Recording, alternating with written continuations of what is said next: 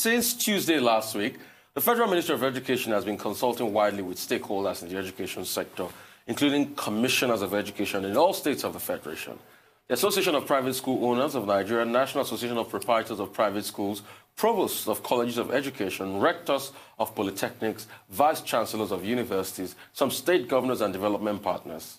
As the month of August draws near, the West African Examination Council, Nigerians are wondering if it wouldn't be better for a decision of the federal government not to be part of the WAEC exam to be rescinded, or should it be rigidly upheld?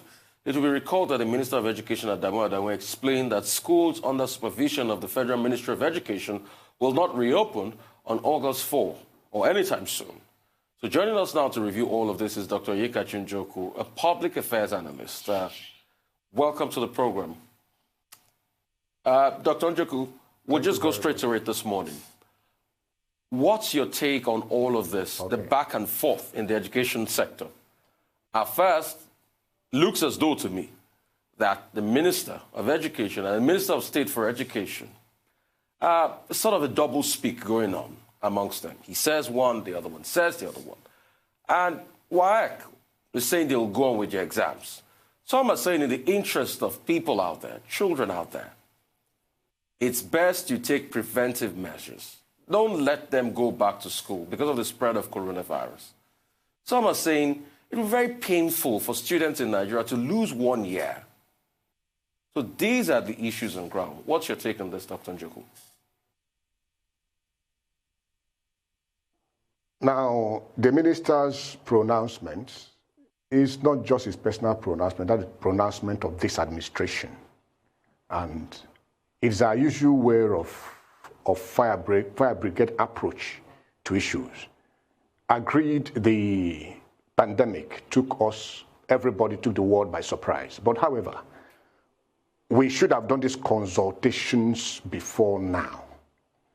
We should have thought, how are we going to resume schools? How are we going to deal with pandemic among our students?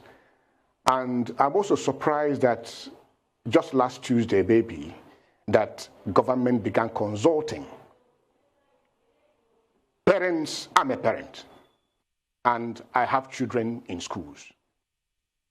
JS3, SS2, SS3, some of the universities. Now you discover that I have not been told what I need to do.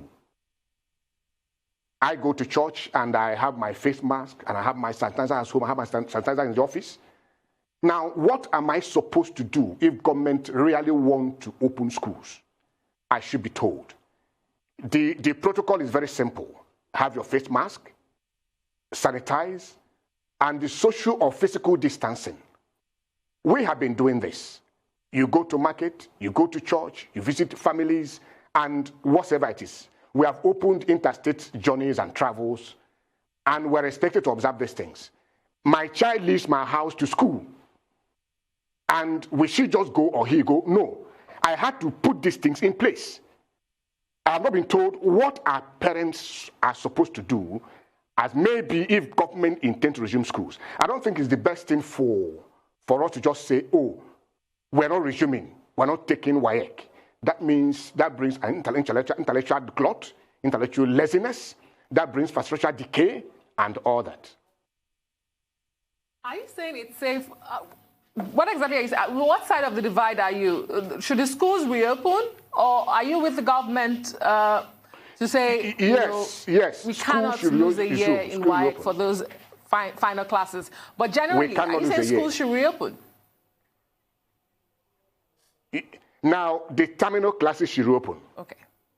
First of all, primary 6 for national common entrance, JS3, and then those taking WAEC in SS3 should first of all reopen.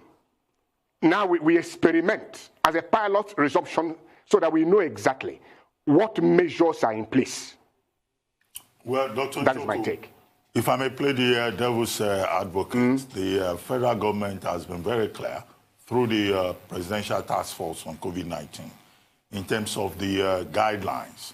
And the Minister of State for Education, Emeka Nwajuba, had already outlined a number of non-pharmaceutical interventions that state governments parents and also owners of private schools should follow. And we have also had the National Association of Private School Proprietors also saying that they are ready. So the big question is that, don't you think that this should be done on a case-by-case basis? If we have states that have high positivity rates, maybe those states should not reopen. If we have states with low rates, maybe those states should reopen. That's one suggestion that has been offered. We had on this program Dr. Roberts, and that was the kind of point she made. What's your opinion? Okay. Is it for me? Yes, for Dr. Roberts? yes. Did I get it right? Okay, as I said earlier, we need to reopen stage by stage. Whatever government has put in place, government should unveil them, and then parents and guardians should come into it. My children will not leave home without these precautionary measures.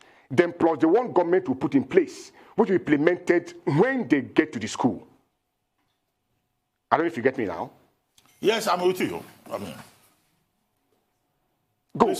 Now, because the continued stay brings, you see, intellectual laziness, brings intellectual glut. You know, people still staying at home. And infrastructure decay in schools. We've been complaining that, oh, there's no infrastructure, we are not there, they are rot and all that. And we are leaving our schools fallow. We should take proactive steps. We should react as fast as possible to the COVID-19 issue. We should not leave our pupils, our students at home at any level, but take it stage by stage. Not everybody go to school, no, but at every stage we try to experiment. What have we done? Just as the Minister of Education State said, I had him say very, very well, and just stage by stage, open the schools. Thank you. Right. You said stage by stage open the schools, but countries with better infrastructure.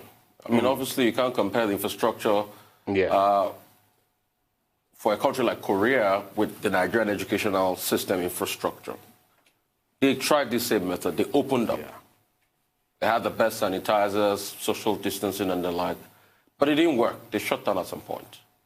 And we can, go on with myriads of examples that way. Isn't it time to look at this very critically and say to ourselves that if we open, are we ready to bear the consequences? And what role does the state have to play in all of this? Because very importantly, just let me make this point, very importantly, anything we say here, the state governor still call the shot. Because education is on the concurrent list. That is true. That's correct. That's correct. That's correct. You're right. Okay, so answer the question, sir. Every state where the pandemic... Can I go ahead? Yes, sir. Okay. So every state where the pandemic is more prevalent, we should pipe down. Now, the federal government has said, rightly, correctly anyway, that schools under the Federal Ministry of Education will not open for now. No problem. But, however, we should look at also its both short-term and long-term effect of that decision. The markets have opened. I'm not against government decision. But, however, we should consult widely. That's where I appreciate what the government is doing. Consult very widely. And get the parents well involved. There must be roles, parents must play solid, good roles. And if we feel the pandemic is something we cannot bear for now, it's okay. But I think the long-term effect will be more. That's my personal view. I think the long-term effect of this will be much. Well, Dr. Njoku, that's my take on that. What's your assessment? Yes, sir. Of how the Nigerian government has managed the COVID-19 pandemic so far? Do you think that we didn't respond early enough and that we have decided to ease the lockdown too prematurely? What are your thoughts? My take is that based on available infrastructure, the government has done very well in its intervention on the COVID-19 pandemic. Government has done very, very well. Looking at infrastructure available, we are not prepared for it. And I think anybody is prepared for it. And then so far, so good. And then the pressure it puts on infrastructure. I hope that after this, we'll start preempting this thing. We'll start putting in, taking proactive measures. Because I think, is it Dr. Fawcett or who said, the pandemic, the virus has come to stay. If the virus has come to stay, it means that we also need to put infrastructure in place in our medical field, in our hospitals, so that we know how to deal with it.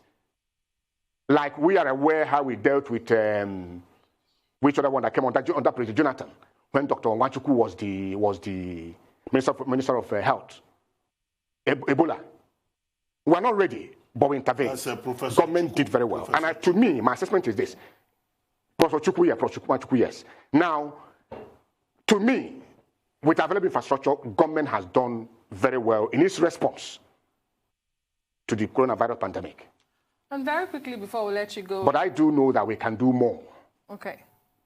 I just want to ask you, do you think that we can keep the schools free of COVID-19?